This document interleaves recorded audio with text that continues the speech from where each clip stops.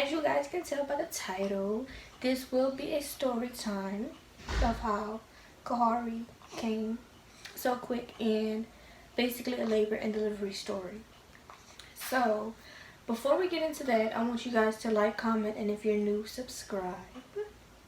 And Kahari says hi, even though he's sleeping right now.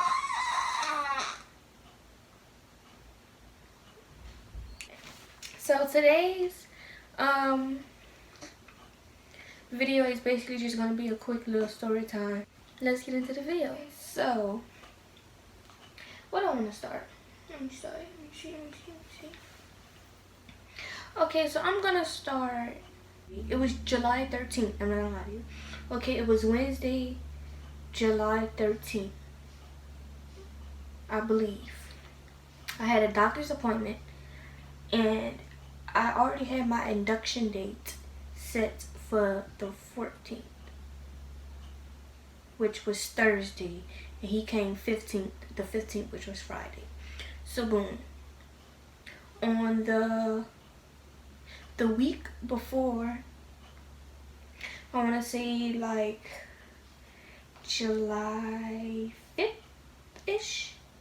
I want to say like July 5th, around that time, I had a doctor's appointment for my checkup. I was 35 weeks, I believe. And I was 35 weeks pregnant. And my OBGYN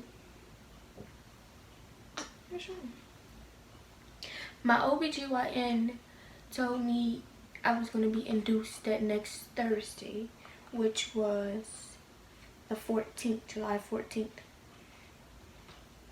But she set another appointment, which was that Wednesday, July 13th.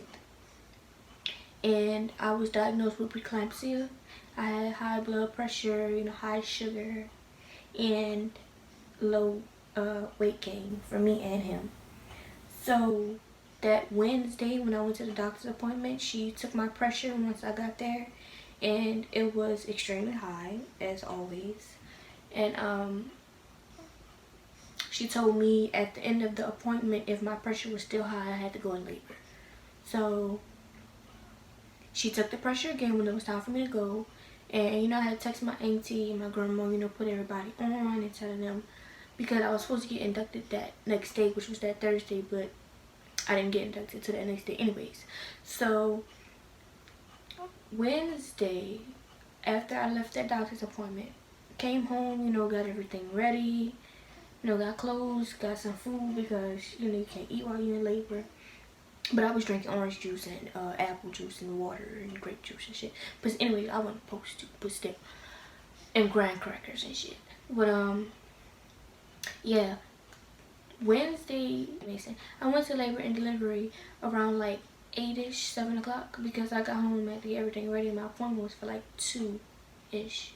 So around like 8:30, I got to the hospital, and I didn't get put in the room until midnight. After all that was done, I got into the room. They hooked me up on IV. They were trying to force my cervix to open, so they put this little cervix softener up my vagina, and that hurt it. I'm not gonna lie. Once it came out, it hurt it, because it softened up my whole vagina. Not just my cervix, just softened up my whole vagina. So it was very tender and it was very painful. But I had a lot of company, so that was fine. But after that, I immediately got on the epidural. So around like, I want to say, and that had to stay in my vagina for 6 hours. So it was the next morning by the time they took that out. It was Thursday. So around like 6 o'clock, they took the cervix softener out, and then they gave me this little medicine to put in my jaw. Oh wait, I skipped something, y'all. When I first got there, they gave me this IV, and they checked my pressure. My pressure was high, so they put me on the magnesium. The magnesium did make me a little drowsy, but they put me on the magnesium. Then they gave me the cervix softener. They gave me this little pill to dissolve in my jaw, and it was supposed to open up my cervix a little. So when they checked to see how far I was dilated again around like 10 o'clock in that morning. I was only dilated 1 centimeter, and I was dilated 1 centimeter when I got there, so it was like it really wasn't doing any justice. So I can't remember what else they did before they gave me this little balloon. So anyways, it was something else they did before they gave me this balloon, but I can't quite remember because I was in and out. So, oh yeah, I finally got on the epidural. After they gave me the cervix softener and they gave me the pill, I was in pain because they had to keep sticking their fingers up my vagina to see how far I was dilated, and that hurted because my vagina was already tender after they gave me the cervix softener. So after that, I immediately got on the epidural because I could not take that. They was telling me to get on the epidural after, once it started feeling uncomfortable. But me, I was trying to wait it out. And I'm like, you know what? No, I'm about to get on this epidural. I really was scared to get on the epidural, but the epidural did not hurt at all. Like, it did not hurt. So they put this little, it's like a balloon, really, because I wasn't dilating at all. So they had to force my cervix to dilate. So they put this little balloon in there and they just filled it with a bunch of fluids. So they filled the balloon with a bunch of fluids up to 5 centimeters. Well, once they put it in me, it was a flat balloon once they put it in me. But once they got it in, they put this little straw in there to like push in all the fluids in the balloon to blow the balloon up. So once they got it past my cervix, they did all that and blew the balloon up. That balloon had to stay in there for 12 hours.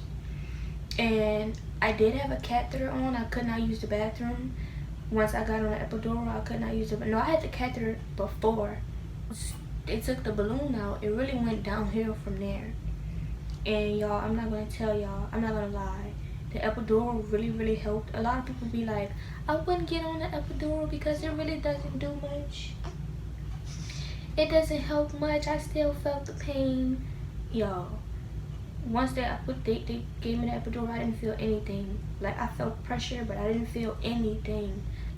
After they pulled the balloon, I just basically started dilating like a lot. Like every, I want to say 2 hours, they came in here and checked my cervix. They was like, oh, you dilated. Once they put the balloon up, it's 5 centimeters. So I was dilated like 5.5 centimeters after they pulled it out. So then they checked again. It was like, oh, you're 6 centimeters. Then they checked again. It was like, oh, you're 8.5. Then they checked again, and then I was 9 centimeters. So they all just came rushing in there, and they came in there and they broke my water. And after that, my legs was on these little blue things, and he was just sliding out. Like, it really went quick after they put the balloon. I was so scared for them to do that balloon, but after the epidural, I was kind of like, I'm not even gonna feel it because I really didn't feel anything from my stomach down. Like, I didn't even feel contractions. They were telling me, you're having a contraction now, you don't feel it? I'm like, no, I really didn't feel anything from my stomach on down, like my toes, my anything, nothing. But like, it went smooth after that. I didn't have no pain. I did have a rip. They had to give me stitches, which the healing process, that hurted, but it's all better now. And another thing, my hip, I don't know if it popped out of place, but as of now, I still have a problem with that. But I don't really do too much complaining. But my hip was like huge. It was just this one. My hip was literally huge. Like, it was like huge. But yeah, the reason I was induced was because I was diagnosed with preeclampsia when I was like 32 weeks pregnant, and they had to wait till I was 37 weeks pregnant to induce my labor. So that was pretty much it, and it went smooth. Like, giving birth to him really did not hurt. I didn't feel anything, but the pressure, it wasn't too bad. And then he was small. He was 4 pounds, 14 ounces. I guess I'll do a part 2, tell you guys how it went after labor. And I did see a bunch of questions under my other videos. I'm going to get to that. I'm gonna do a Q&A about that. And if you guys have any questions, if the comments are open in this video, just drop all your questions in this video. But if not, you can find another video with the comments are open, because I don't know why they turn off my comments, but that don't be me, y'all.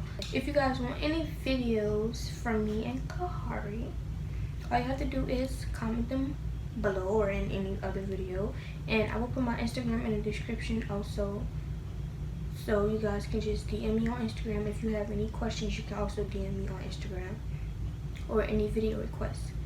The breastfeeding videos I will not be doing because my breast does not release enough milk. And I'll be back with another video before the end of this month. So yeah, bye guys.